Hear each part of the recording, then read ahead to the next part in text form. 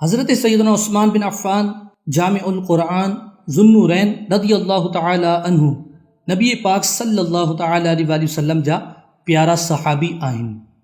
18 ज़ुल्हज 25 सिने हिजरीअ में संदन शहादत थी। सरकार सल्लल्लाहु तआला अलैहि वसल्लम जो हिननि सां मुहब्बत ऐं प्यार ऐं ताल्लुक़ ऐं हिननि जे हवाले सां मुंहिंजे आका सल्लल्लाहु तआला अलैहि वसल्लम जी सोच मुबारक छा हुई, इन जो अंदाज़ो हिन ॻाल्हि मां लॻायो। हिक ॿिए पुठियां 2 शहज़ादियूं संदन निकाह में ॾिनियूं। हीअ ॻाल्हि वॾी अहमियत जी हामिल आहे त को माण्हू पंहिंजी धीअ जंहिंजे निकाह में ॾिए ऐं उन जो इंतिकाल थी वञे त पीउ जी इहा ख़्वाहिश हुजे त मुंहिंजी ॿी धीअ बि हिन जे निकाह में ॾियां। उन माण्हूअ जो किरदार इख़लाक़ कहिड़े क़दुरु प्यारो सुहिणो ऐं ज़बरदस्त हूंदो। ॿिन्हिनि जहाननि जे आका सल्लल्लाहु तआला अलैहि वसल्लम जो 2 शहज़ादियूं हिक ॿिए पुठियां संदन निकाह में आयूं ऐं पाण ज़ुन्नूरैन यानी 2 नूरनि वारो लक़ब हासिल कयो। पाण रज़ियल्लाहु तआला अन्हु जी मुबारक शान हीअ बि आहे त बैत रिज़वान जे वक़्तु सरकार सल्लल्लाहु तआला अलैहि वसल्लम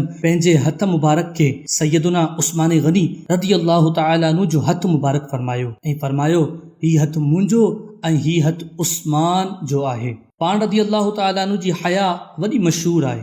हज़रत उस्मान गनी रज़ियल्लाहु तआला अन्हु जी हया मुबारक जे बारे में सरकार मदीना सल्लल्लाहु तआला अलैहि वसल्लम फरमाइनि था, मां उन खां छो न हया कयां जंहिंखां फ़रिश्ता बि हया कनि था। पाण थिया ख़लीफ़ा थिया, उम्मत जी ज़बरदस्त ग़मख़ारी कई, उम्मत जी ज़बरदस्त रहनुमाई फरमाई। पाण उन्हनि ख़ुश नसीबनि मां आहिनि जिन शुरू वारे दौर में इस्लाम क़बूल कयो। सरकार सल्लल्लाहु तआला अलैहि वसल्लम जे जानिसारनि में पंहिंजो नालो दाख़िल कयाऊं। पाण रज़ियल्लाहु तआला अन्हु 18 ज़ुल्हज 25 सिने हिजरीअ जुमे जे ॾींहुं रोज़े जी हालत में तक़रीबन 82 साल जी उम्र में शहादत जो शर्फ़ माणियो। अल्लाह पाक जी संदन मथां रहमत हुजे ऐं हिननि जे सदके असांजी बेहिसाब मग़फ़िरत थिए।